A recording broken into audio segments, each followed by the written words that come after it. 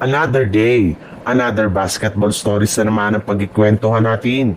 At ngayon nga, yung pag-uusapan natin ang balitang pagkuha ng Los Angeles Lakers kay Ben Simmons.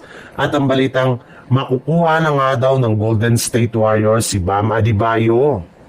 Mismong si Luka Doncic na rin naman nga nagsabi na naniniwala nga siya na kakayanin na nga daw ng kanilang team na makakuha ng kampyonato ngayong taon. Sinabi rin naman nga ni LeBron James na sisiguraduhin nga daw niya na mas maganda na ang ipapakita nilang performance ngayong season kumpara ng mga nagdaang taon. Ngunit ayon rin naman nga sa ilang mga analyst, maaari pa rin naman nga daw na mapalakas ng Lakers ang kanilang lineup ngayon at magagawa nga nila yan kung kukunin nila si Ben Simmons na isa pa rin namang unrestricted free agent ngayong since wala pa ngang team ang kumukuha sa kanyang serbisyo. Bagamat man nga hindi ganong kaganda ang kanyang naging performance last season, ay magagamit pa rin nga siya nila dito bilang isang small ball center.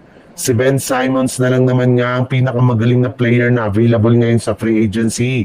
Kaya pagkakataon na nga nila ito upang makuha.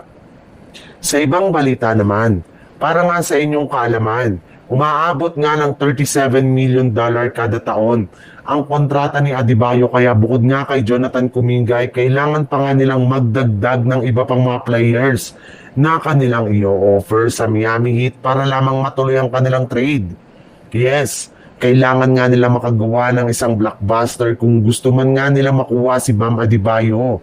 Maaari nga nila dito na magdala ang iba pa nilang mga key role players at maging ang kanilang mga future draft pick na maaaring makasira sa kanilang chemistry, lineup at ang future ng kanilang prangkisa. Pero magiging worth it rin naman nga ang ganitong move dahil once na makuha nila si Adebayo, ay makakabuo na sila ng isang legit na championship super team na maaaring makagawa ng bagong dinastiya sa mga susunod na taon sa NBA. At yan nga ang posibleng gawin ng Golden State Warriors bago sumapit ang trade deadline sa darating na Pebrero.